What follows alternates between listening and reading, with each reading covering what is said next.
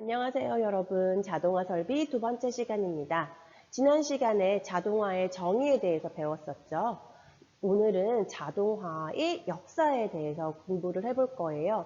자동화는 여러분들이 말에서부터 알 수 있듯이 무언가를 자동으로 그리고 효율적으로 작동시키는 그런 것들을 말을 하는데요. 그러면은 이 자동화는 어떻게 시작이 되었고 어떻게 발전이 되어 갈 것인지 미래를 예측해 보기도 하고 현재의 발전 상황을 파악해 보기도 하는 등 이러한 역사에 대해서 공부를 해 보도록 합시다. 혹시나 지금 교과서가 여러분들 앞에 준비되어 있지 않다면 잠깐 정지해 놓고 가서 교과서를 준비해 오도록 할게요. 그리고 교과서가 준비되어 있는 친구들은 지난 시간에 자동화의 역사에 대해서 공부했던 내용을 조금 더 기억을 되살려보죠. 자동화는요, 1단계에서부터 5단계까지의 단계를 거치면서 발전해 왔죠. 자동화가 오기 전에 산업혁명 시대에는 기계화가 먼저 되기도 했었고요. 기계화를 거치면서 점점 자동화로 넘어오게 되었죠. 자, 이러한 것들 기억하면서 오늘 내용 한번 시작해 볼게요. 오늘 수업을 하고 나면 자동화가 어떻게 시작되어 있는지 설명을 할 수가 있을 거예요. 자, 두 번째로는 자동화의 변천 과정을 설명할 수 있을 거고요. 세 번째로는 자동화의 현재와 미래를 예측하여 설명을 할 수 있을 겁니다. 자, 이러한 부분에 있어서는 선생님이 여러분들에게 다시 질문을 할 거예요. 그렇기 때문에 수업도 잘 들어주면 좋을 것 같고요. 자, 여기 보면은 핵심 질문이 있죠, 여러분. 여기 보면은 핵심 질문은 여러분들도 기억을 해둬야 돼요. 자, 세계 최초의 현대식 엘리베이터는 언제 발명하였을까라고 되어 있어요. 여기 보면은 도르래예요. 여기 우물에서 물을 길어오는 거죠. 이것도 아래에서부터 위로 끌어올리는 건데 이러한 것도 어떻게 보면은 엘리베이터의 시초라고 볼 수 있을 것 같아요. 그래서 현재는 이렇게 첨단의 엘리베이터가 있는데 이 엘리베이터는 기계적인 요소, 전기적인 요소, 전자적인 요소 등이 모두가 결합된 첨단 산업이라고 볼 수 있단 말이죠.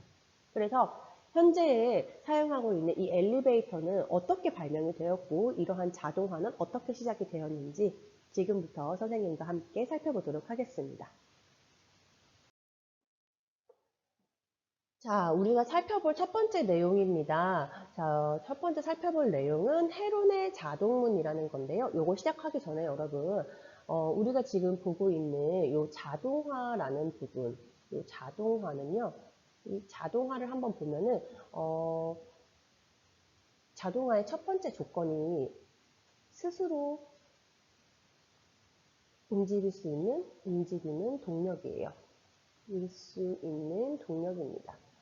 그러니까 스스로 움직일 수 있어야지만이 자동이라는 말을 쓸 수 있다는 건데요. 여기서 보면은 첫 번째 헤론의 자동문은 어떤 건지 한번 같이 보도록 할게요. 여기서 보면 여러분들 여기 불이 붙죠. 여기에 불을 붙이면은 여기 밑에 있는 물이 끓기 시작해요. 보글보글 끓게 되면은 여기에 있는 물이 끓으면서 이 물이 부피가 팽창하게 되죠. 부피가 커집니다. 그래서 여기가 물이 끓어 넘치게 돼요. 그러면은 이 작은 양동이에 있는 것이 점점 물이 차면서 무거워지겠죠. 이게 내려오면서 이 자동문이 열리게 돼요. 이 문이 열리게 되는 거죠. 그렇게 되고 만약에 이 불을 꺼버리게 된다라면은 이거는 다시 수축이 되면서 물이 다시 여기로 넘어오게 될 거예요. 그렇게 되면은 이게 다시 내려가면서 문이 닫히게 되는 그런 원리입니다.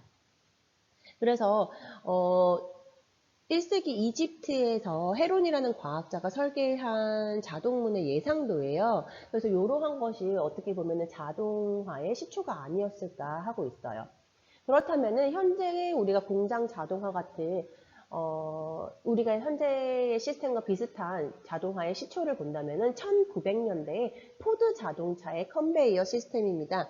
포드 자동차는 아직도 전 세계적으로 많이 팔리고 있는 자동차의 하나인데요.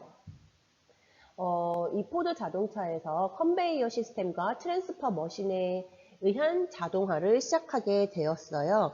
그래서 1900년대 초반에 이러한 것들을 하나의 설비로 연속해서 자동적으로 처리하는 장치를 이렇게 도입을 하게 된 거죠. 그래서 자동차의 상용화에도 많은 영향을 미치고 자동화의 발전에도 영향을 미치게 됩니다. 그래서 이때부터 자동화라는 요 단어, 자동화라는 단어를 사용하게 되었고요. 이 이후에는 여러분들도 많이 들어봤을 거예요. 피드백 제어 기술, 피드백 제어 기술, 혹은 우리말로 하게 되면은 되먹임이라고도 합니다. 이러한 피드백 제어 기술이 도입이 되었어요. 그래서 피드백 제어가 가능한 기계를 사용을 하게 되는데 이러한 방식은 디트로이트 오토메이션이라고 부르기도 합니다. 이러한 내용은 나중에 뒤에서 형성평가 문제 정리하면서 다시 보도록 하고요. 교과서를 통해서 여러분들 다시 정리할 수 있을 거예요. 자, 요 페이지부터 한번 다시 볼게요. 지금 뭔가가 보이죠? 증기기관과 원심 조속기라는 것이 보이는데요. 자동 제어 기술의 변화에 대해서 살펴볼 겁니다. 자, 여러분들 자동 제어를 살펴보기 전에 우리가 지금 배우고 있는 파트는 뭔가요? 우리가 지금 배우고 있는 거는 자동화를 먼저 배우고 있어요. 그쵸? 자, 선생님 이거를 한번 써볼게요. 우리는 지금 이 자동화에 대해서 배우고 있는데 이 자동화는 무엇이냐라고 했을 때 이 자동 제어 기술 있죠. 자동화는 자동 제어 기술을 이용을 해서 기계 장치가 자동적으로 작동하게 하는 것이 바로 자동화예요. 자동화는 자동 제어 기술을 이용을 해서 기계가 스스로 작동을 하게 하는 거다라고 말을 하는데요. 자, 그러면은 이 자동 제어 기술은 무엇인가요? 라고 하는 거예요. 자, 자동 제어를 뭐 이렇게 사전적으로 선생님이 얘기를 하자면 제어 대상에 대해서 제어하고자 하는 양을 계측하여 목표값과 비교하고 그 오차를 자동적으로 수정 보정하여 목표값에 맞도록 조정하는 제어를 말합니다. 라고 해요. 어렵죠? 여러분들 가장 대표적인 자동 제어 기술은 무엇이 있냐면 사실 아직 우리가 군대를 갔다 온 친구들은 없기 때문에 미사일 같은 거 있죠. 그런 것들의 자동 제어가 되게 많이 되어 있어요. 그래서 군과 관련되는 기술이 개발이 되면서 자동 제어가 되게 많이 개발이 되긴 했는데 더 여러분들이 가깝게 볼 수 있는 게 에어컨이 있습니다. 에어컨이나 쉽게 말해서 냉난방기. 자, 냉난방기는요, 선생님 좀 이상하다. 자, 여러분들이 지금은 너무 더우니까 21도에 맞출게요. 라고 우리가 설정을 해요. 이게 목표 값이죠. 그런데 지금 내 에어컨의 온도는 27도로 되어 있단 말이에요. 그러면 어떻게 하겠어요? 현재 온도가 27도이니까 이 목표 값에 맞추기 위해서 우리는 찬바람을 계속 내줍니다. 그런데 지금 또 다시 재보니까 이제 26도, 25도, 24도, 21도가 될 때까지 계속 가겠죠. 이런 것이 바로 자동 제어예요. 그래서 제어하고자 하는 양을 계측해가지고 목표값이랑 계속 비교를 하면서 자동으로 수정이랑 보정하고 목표값에 맞춰주는 것이 자동 제어라고 하는데 그러면 이 자동 제어 기술은 어떻게 발전을 해왔을지 한번 보도록 할게요.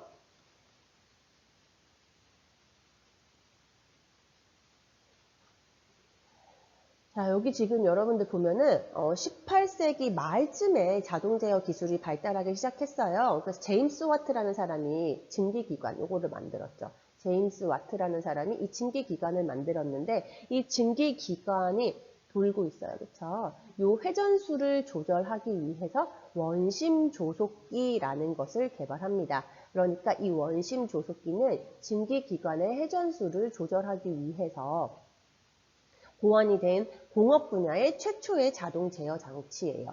그래서 이거는 공업 분야의 최초의 자동 제어 장치, 자동 제어 장치입니다. 그래서 세계 최초의 자동 제어 장치는 공업 분야에서 원심 조속기라고 할 수가 있고요. 이거는 근데 18세기죠. 18세기 말에 이렇게 이제 처음으로 나타났는데 한 20세기까지는 그렇게 많이 사용이 되지 않았어요. 많이 발달이 되지를 않았어요. 그러다가 1920년대에 보면은 공정 제어 기술이 도입이 되면서 생산 자동화 기술이 적용되기 시작을 합니다. 그래서 공장에서 생산을 이제 많이 하게 되잖아요. 사람들이 이제 많은 물건들을 필요로 하게 되면서 이러한 자동화 기술이 산업 현장에 보급이 되기 시작해요. 그러다가 특히나 2차 세계대전 중에서 서버 제어 기술이 자동 조정 장치에 적용이 됩니다. 그렇다면 이 서버 장치라는 무엇이냐라고 하면 기기를 시스템이 요구하는 특정 위치로 이동하거나 특정한 수치만큼 가동시킬 때 피드백을 통해 정확하게 제어할 수 있는 구조를 갖춘다라는 의미입니다. 라고 하고 있어요. 그러니까 서버 기술은요, 여러분들, 모터가 있으면은, 우리가 뭐 로봇 같은 거 공장에서 로봇이나 모터를 이렇게 이동하는 거 있죠. 내가 정해준 위치에 따라서 이렇게 이동하고 하는 것들이 다 서버 기술이에요. 로봇팔 같은 것들이 대부분 서버 기술이라고 생각을 하면 되거든요. 그래서 이게 세계 2차 대전 중에 서버 제어 기술이 자동 조정 장치에 조정이 되면서 공정 제어나 피드백 제어 등에서 많이 활용을 하게 되죠. 그래서 이쯤이 돼서야 자동 제어 기술이 안정화가 되고 정립되고 체계화가 되었다라고 볼 수 있어요. 그래서 이제 아까 자동 제어 기술이 군과 관련되는 것에서 많이 발달이 된다라고 했는데 지금 세계 2차 대전 중에서 이게 조정이 됐다라고 하잖아요. 그러니까 군사력에서도 이러한 자동 제어 기술이 많이 사용이 되기 때문에 어쩔 수 없이 이런 전쟁 중에 개발과 발달이 되고 정립이 되고 체계화가 되는 것을 볼 수가 있습니다. 자, 그러면 이제 현대에 들어와서부터 자동화 설비 기술의 변화에 대해서 한번 살펴보도록 할게요.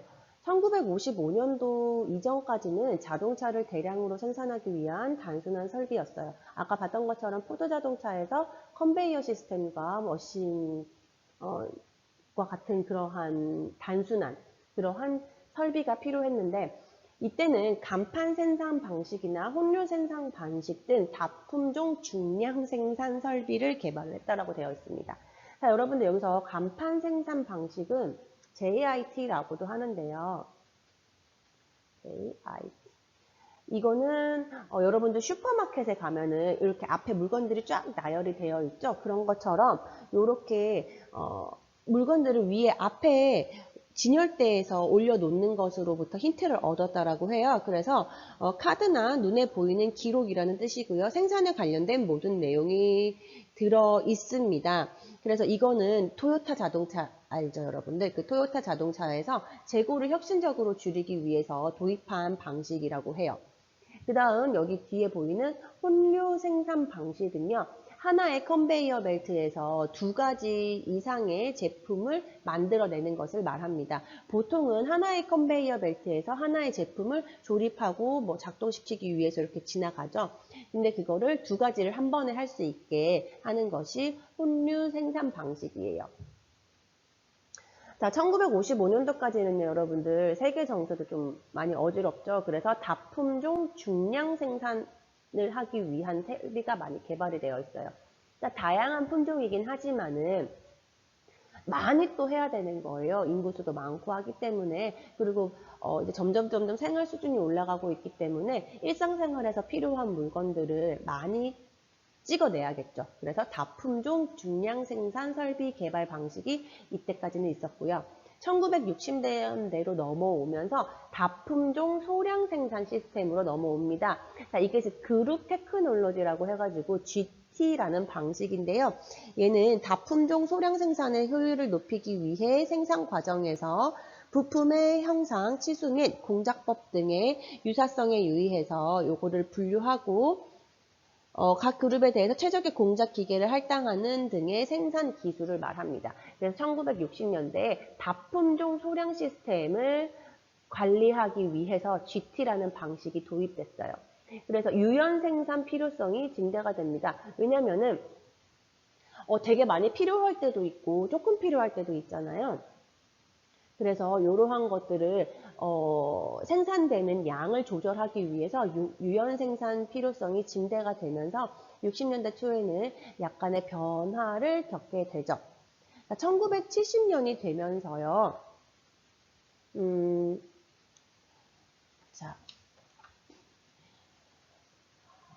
선생님 여기 하나 1970년대가 되면서 제1차 로봇이 붐이 일어나게 됩니다.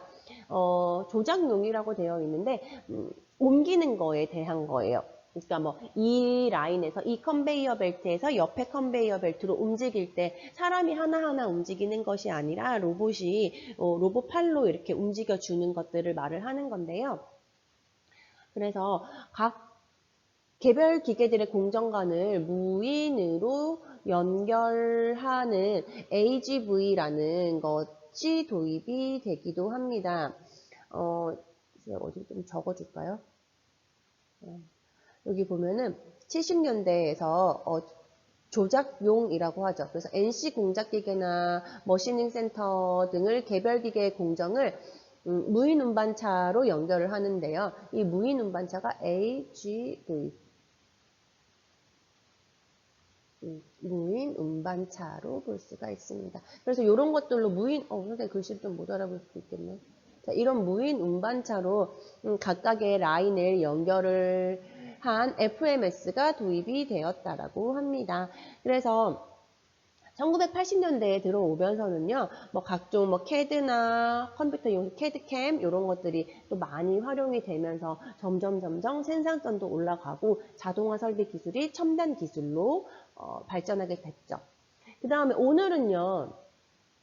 오늘날에는 자동화 설비만을 가지고 하지도 않아요. 이제는 컴퓨터를 이용을 해서 컴퓨터 통합 생산 시스템 CIM이라고 해서 컴퓨터가 이 모든 자동화 상황을 컨트롤 해주게 되죠. 소프트웨어 개발도 되었고 그리고 하드웨어 부분도 그에 맞춰서 개발이 되었기 때문인데요.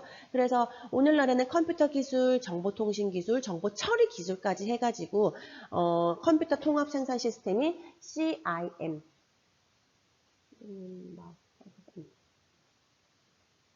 CIM이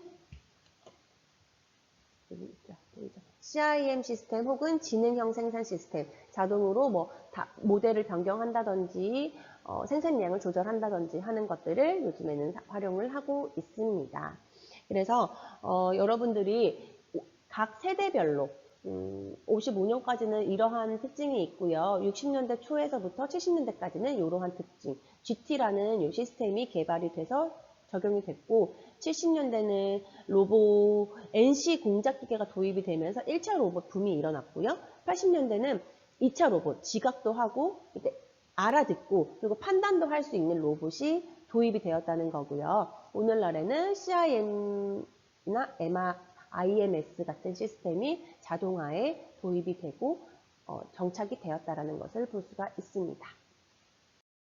그러면은 우리 지금부터는요, 자동화의 현재와 미래에 대해서 살펴보도록 하겠습니다. 자동화의 현재부터 먼저 살펴볼 텐데요. 자동화의 현재에서 여러분들이 기억을 하나 해야 될 키워드가 있을 것 같아요. 자, 이 키워드를 한번 살펴보면은, 이 키워드는 바로 산업 자동화라는 말입니다. 한번 써볼게요. 산업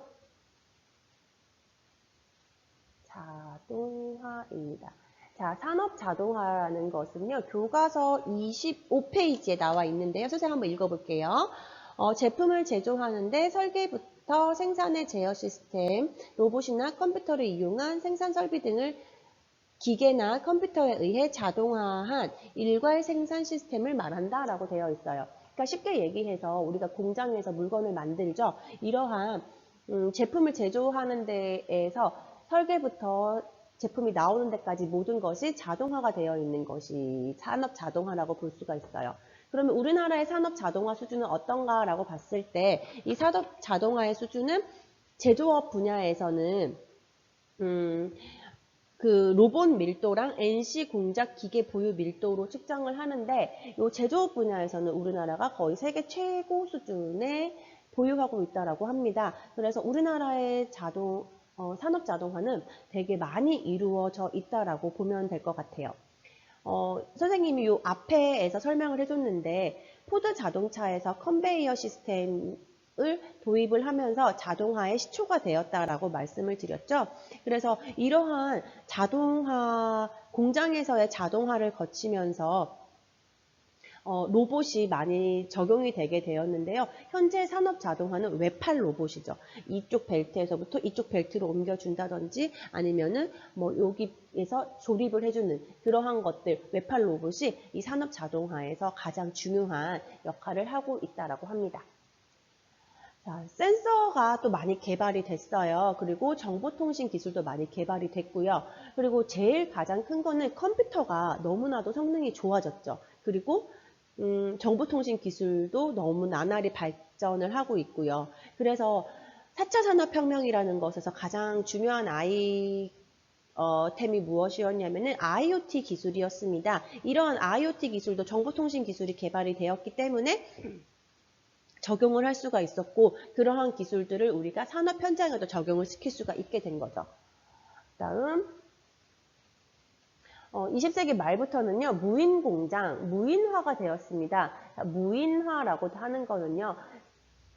말 그대로 사람이 없어요. 공장에서 이전에는 여기 밑에 선생님 사진 봐봐요. 선생님 여러분들. 여기서는 어때요? 사람이 일일이 하나하나 다 조립을 하고 있지만 요즘은 어때요? 사람이 없습니다. 사람은요, 이 기계를 설비를 하거나 관리를 하는 데만 사람을 일을 하고 있어요.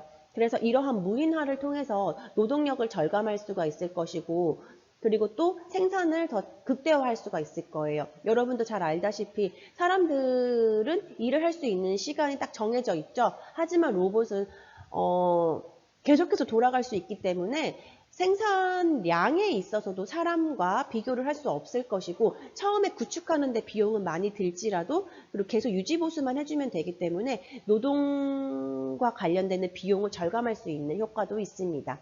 또한 사람이 그 사람들이 원래 하던 일을 로봇이 대체하지만 그와 관련되는 업무들이 또 새로 생겨나기 때문에 사람들을 대체하는 그러한 상황이 되는 거죠. 그리고 현재로는 또 PLC라는 것도 나오는데요. 여러분들 선생님이 아마 우리가 빠르면 2학기쯤에 수업을 할 수 있을 것 같아요. 이 PLC는요. 여러분 교과서 26페이지 중간쯤에 있어요. 프로그래머블 로직 컨트롤러라고 해서 공장에서의 자동화 시스템 이러한 것들을 프로그램을 짜요.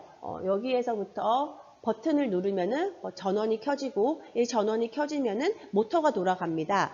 모터가 돌아가면은 요거를 움직일 수 있고요. 다시 빨간 버튼을 누르면 꺼집니다. 뭐 이러한 것들을 여러분들이 프로그래밍을 할 수가 있는 건데요. 이러한 프로그래밍들이 현재에서는 많이 사용이 되어 가고 있다는 것을 여러분들이 기억하면 되겠네요. 자, 자동화의 미래도 한번 같이 살펴보도록 하죠. 자동화의 미래는 뭐 애완동물 로봇이 아이와 놀고 청소 로봇이 창 밖을 청소한다라고 하고요. 또 자율주행 차량이 거리를 다니고 하늘에는 드론이 날아다닌다라고 해요. 근데 여러분 사실 이게 현재가 이렇죠. 다양한 애완동물 로봇, 뭐 여러분들 뭐 코딩 팻 같은 것들도 되게 많아요, 요즘에는. 그리고 로봇이 일상생활에서 그렇게 큰 돈을 들이지 않더라도 구입을 할 수가 있는 상황이기 때문에 요즘에는 밖에서 노는 것보다도 컴퓨터랑 노는 경우가 많고 아이들도 사실 집 안에서 장난감을 가지고 노는 경우가 많고요. 그리고 요즘에는 또 로봇 청소기도 되게 많이 보편화가 되었죠. 창 밖은 아무래도 위험성이 있어서 그렇게 많이 사용하지는 않지만 로봇 청소 로봇은 많이 대중화가 되어 있는 것 같습니다. 또한 자율주행 차량, 아직 우리나라에서는 그런 기사가 나지 않았지만 미국 같은 데서는 자율주행 자동차를 타고 운전을 하면서 잠을 자는 그러한 기사들이 종종 눈에 띄는데요. 그리고 하늘에는 드론이 날아다니는 것도 사실 드론과 관련되는 드론 택배, 뭐 드론 방제, 뭐 드론으로 무인 감시 이런 것들은 지금 현재도 너무 많이 사용이 되어지고 있는 기술입니다. 그래서 사실 이거는 미래가 아니라 현재라고 봐야 될 것 같은데 앞으로는 그러면은 제가 봤을 때는 뭐 하늘을 나는 자동차가 나오지 않을까. 드론에도 사람이 탈 수 있지 않을까.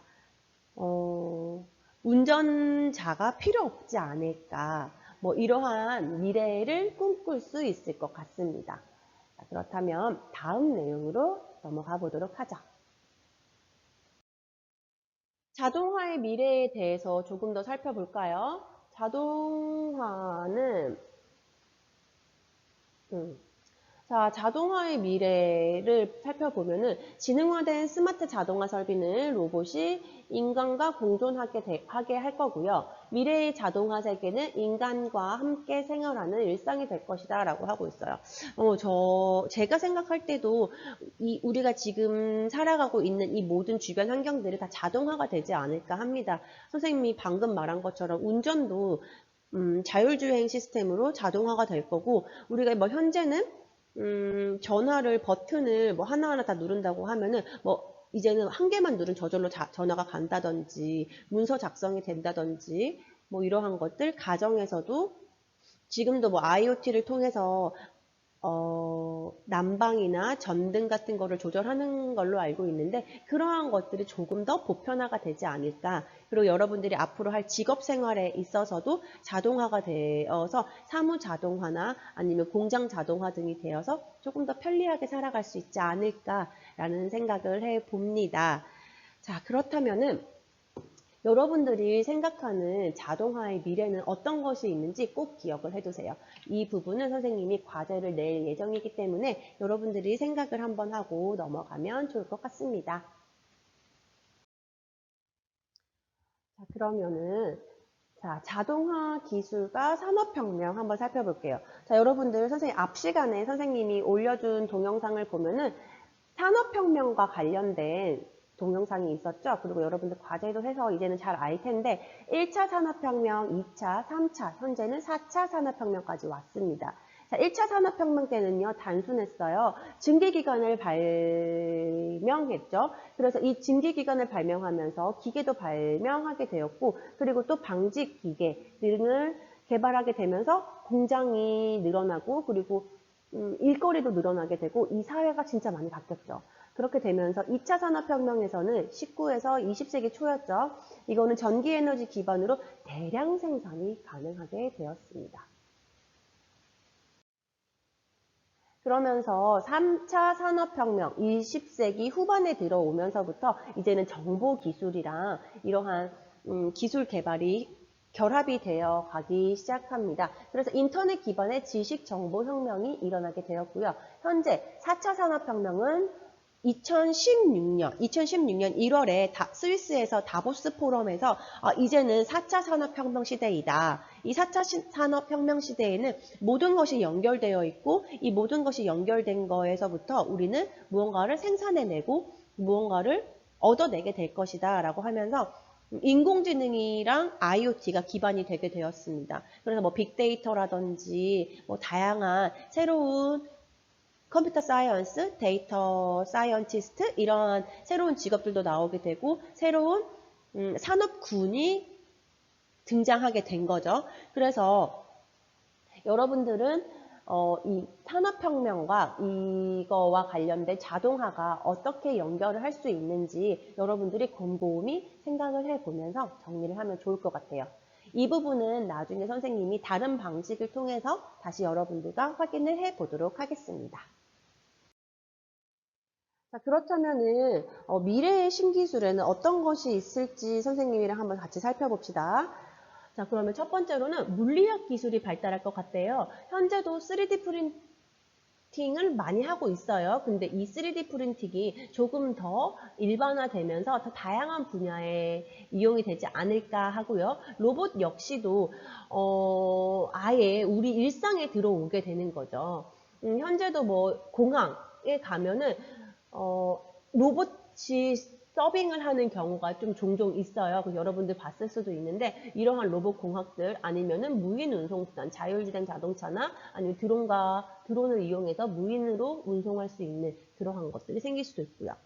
그래서 물리학 기술이나 아니면 디지털 기술이 있습니다. 선생님이 계속해서 말을 하고 있는데요.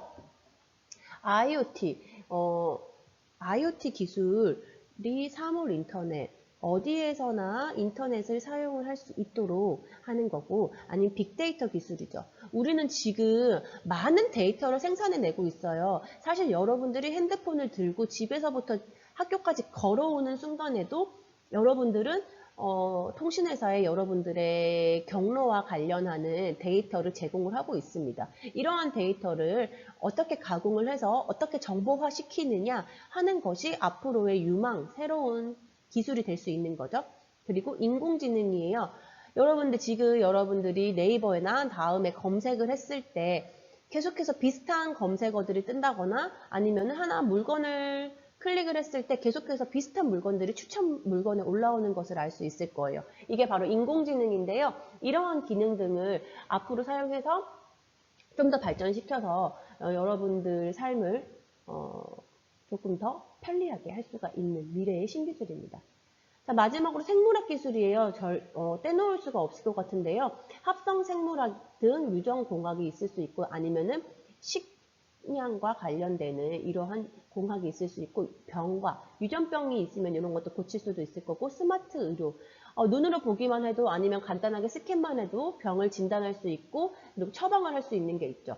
그리고 이러한 기술은 사실 이번에 우리가 지금 전염병 사태를 겪으면서 이러한 스마트 의료나 아니면은 백신 개발이나 이런 것들도 사실은 사람이 인지하기 전에 AI 기술이 먼저 인지를 했다라고 하죠. 그러한 것처럼 이 생물학 기술 역시도 미래의 신기술로 우리가 볼 수가 있을 것 같습니다.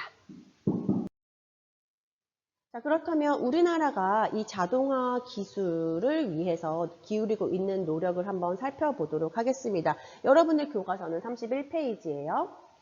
자, 우리나라는요, 제조업 혁신 3.0이라는 프로그램을 추진하면서 자동화 기술을 혁신과 미래화를 대비하고 있습니다. 그래서 제조업 혁신 3.0을 추진하면서 이러한 것들로 지금 추진을 하고 있죠. 자, 여기 보면은 대다수의 중소기업에서 일부 공장이 자동화가 되었고, 여기 보이죠, 여러분들? 일부 중소기업에서 일부 공장이 자동화가 되었고, IT 기반 생산 관리도 자동화가 되어 가고 있고, 대기업에서도 소프트웨어와 IT 기반이 된 공장들에서 실시간 통합 제어를 가능하게 하고 있습니다.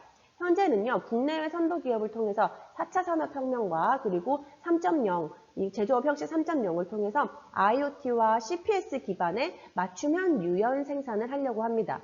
여기서 CPS라는 거는요, 여러분들, 사이버 피지컬 시스템이라고 해서, 사이버로, 온라인으로 물리적인 시스템을 연결을 하는 거예요. 그래서 여기서 보면은 서로 다른 시스템이 연결되는 초연결 시대죠. 그래서 이러한 초연결 및 사물 인터넷 실현을 위한 기술입니다. 그래서 센서와 액추에이터를 갖춘 물리적 시스템과 이를 제어하는 컴퓨팅이 이렇게 강하게 결합이 된 그러한 분산 제어 시스템이라고 보면 되겠어요. 그러면은 이러한 것들을 통해서 우리는 무엇을 목표합니까? 라고 하면은 스마트 공장, 쓸 수 있을까요? 스마트 공장을 1만 개를 만드는 것이 목표고요. 그 다음에 융합 신산업, 요즘엔 다 융합 산업이 대세니까요. 융합 신산업을 조기 창출하고 기업의 사업 재편 촉진과 창조적 통합 규제 시스템을 구축하는 것이 이 제조업 혁신 3.0의 목표입니다. 그래서 우리는요 2024년까지 수출 1조 원 달러를 달성하고 제조업 세계 4강으로의 도약을 꿈꾸고 있습니다. 자, 제조업 혁신 3.0의 후속 조치로 스마트 제조 기술 개발을 뒷받침하기 위하여 우리는요, 이러한 정부에서 이러한 것들을 진행을 하고 있습니다. 그래서 제조업에서는 제품 수요를 예측하고 그리고 현재는 우리가 시장 조사를 통해서 빅데이터를 기반으로 해서 미래에 실시간 시장을 예측하는 이러한 것들을 통해서 자동화 설비를 점검을 하고 생산량을 조절하게 되는 거죠. 자, 그렇다면은 이제 미래 사회에서의 우리가 어떠한 특징이 있을지 한번 살펴보도록 할게요. 자, 미래산업 직업사회의 특징을 한번 같이 살펴볼게요. 그래서 전통산업과 미래기술이 융합이 될 것이다 라고 되네요. 우리가 현재 뭐 전통산업이라고 하는 것은 우리가 예전부터 하고 있는 뭐 식품산업이라든지 이런 것들이 있는데, 이런 것들도 여전히 미래에서는 우리가 개발되고 있는 IoT라든지 빅데이터를 통해서 융합을 해서 변화가 이루어질 것 같습니다. 그래서 규모나 범위, 복잡성 등, 그리고 또 생산량 조절 같은 것도 좀 더 유동적으로, 그리고 좀 스마트하게 될 수 있을 것 같고요. 노동시장이 유연해지도록 하겠습니다. 왜냐하면은 고숙련 노동력 수요에 바르게 적응하고 첨단 기술 제조업과 지식 기반 사업에 적용이 될 수 있기 때문입니다. 그래서 다양한 노동력 제공에 대한 형태가 나타날 수 있을 거예요. 그래서 노동시장이 유연해질 수 있을 것 같고요. 자, 하지만 일자리 감소의 우려가 있습니다. 실질적으로 현재는 만약에 100명이 컨베이어 벨트에서 필요했다고 하면은 이제는 그 100명의 할 일이 로봇 한 대로 할 수가 있게 되었습니다. 그런데 그 로봇을 관리하는 사람 한 명만 있으면 되거든요. 그렇기 때문에 이 100명의 일자리를 한 명이 대체를 하게 되면서 일자리가 감소가 되고 있죠. 하지만 이러한 새로운 기술들이 개발이 되면서 이러한 새로운 기술을 개발하고 유지하고 보수하는 사람들의 일자리는 계속 생겨날 것이기 때문에 그렇게 많이 걱정은 하지 않아도 된다고 전문가들은 말하고 있습니다. 자, 직업의 변화입니다. 근로시간이 감소하게 되겠죠. 예전에는 일일이 손으로 했다라면 이제는 자동화가 되어서 조금 더 편리하고 빠르게 일 처리를 할 수 있을 테니까요. 그래서 근로시간이 감소로 많은 일들을 선택할 수 있는 선택권이 가질 수가 있고, 새로운 기술 출현으로 새 일자리도 많이 만들어질 것 같아요. 그래서 우리가 알고 있었던 직업이 없어지는 직업도 있을 것이고, 그리고 또 새로 만들어지는 직업도 있을 거예요. 그래서 이러한 미래 직업사회의 특징에 대해서는 우리가 다시 한번 생각해 보면 좋을 것 같습니다. 자, 그러면 오늘 여러분과 함께 공부할 내용은 여기까지고요. 다음 시간에도 한번 열심히 공부를 해보도록 하겠습니다. 수고하셨습니다.